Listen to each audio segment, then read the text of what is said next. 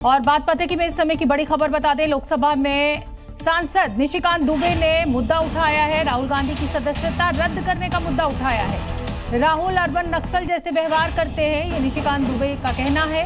संवैधानिक संस्थाओं पर राहुल गांधी आरोप लगाते हैं।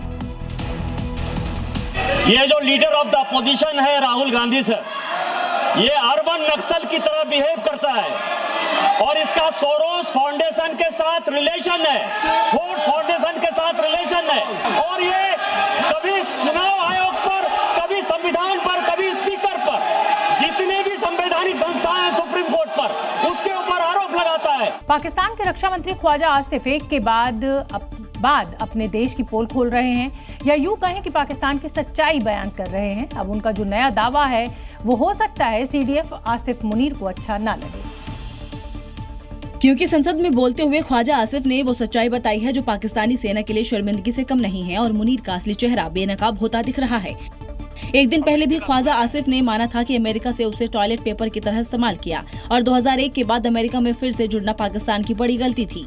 रक्षा मंत्री का ये बयान ऐसे वक्त में आया है जब शहबाज शरीफ से लेकर मुल्ला मुनीर तक राष्ट्रपति डोनाल्ड ट्रंप की बटरिंग में लगे हैं। पाकिस्तान में खुलेआम आतंकी फैक्ट्री चलाने वाला हाफिज सईद ऑपरेशन सिंदूर के बाद से इस कदर घबराया हुआ है कि आतंक फैलाने की रणनीति उसने अब पूरी तरह बदल दी है। अब पुरुषों के साथ साथ महिलाएं भी आतंक के इस खेल की मोहरा बन रही हैं। 9 फरवरी 2026 लाहौर का ऐवान-ए-इकबाल, एक ऐसा मंच जहां सभी सपनों की बात होती थी, आज आतंकी महिला ब्रिगेड की शपथ हो रही है। सरकारी तामझाम वाले कॉम्प्लेक्स में जिहाद की खुली पाठशाला लगाई गई।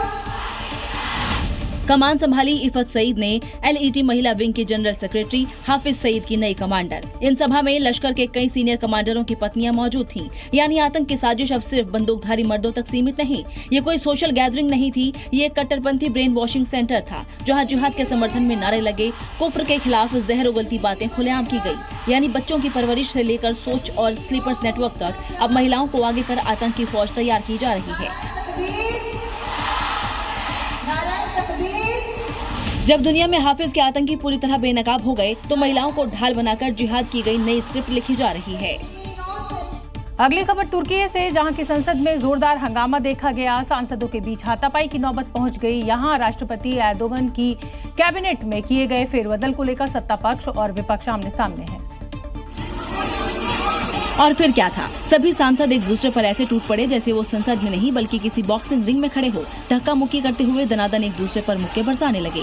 अब जरा तुर्की के इन माननीय को देखिए, कैसे अंधाधुंध पंच जमा रहे हैं। अब एक्शन का रिएक्शन तो होता ही है, तो घूंसे बरसाने वाले सांसद को भी विरोधी सांसदों से जमकर प्रसाद मिल रहा है।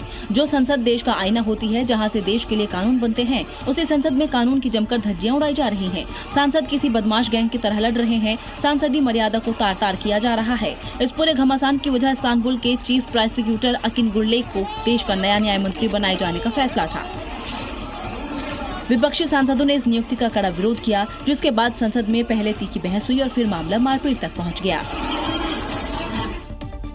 ईरान में आज इस्लामिक क्रांति की 47वीं वर्षगांठ के मौके पर पूरे देश में जश्न का माहौल रहा। कई जगहों पर नारेबाजी के साथ साथ लोगों ने अपनी मान्यता के मुताबिक शैतान के प्रतीक को भी जलाया। इस दौरान ईरान के झंडे लहराए गए। इस्लामिक क्रांति के 47वीं वर्षगांठ पर 1400 शहर में जश्न का माहौल रहा। हजारों की संख्या में लोग मौजूद रहे। वहीं इस मौके पर लोगों ने बाल की मूर्ति जलाया। बाल एक पुराने इजरायली देवता है जिसे आज के समय में ईरान के लोग शैतानियत के प्रतीक मानते हैं। 1979 में ईरान में हुई इस्लामिक क्रांति के बाद शाह मोहम्मद रजा पहलवी का शासन खत्म हुआ और इस्लामी गणराज्य की स्थापना हुई।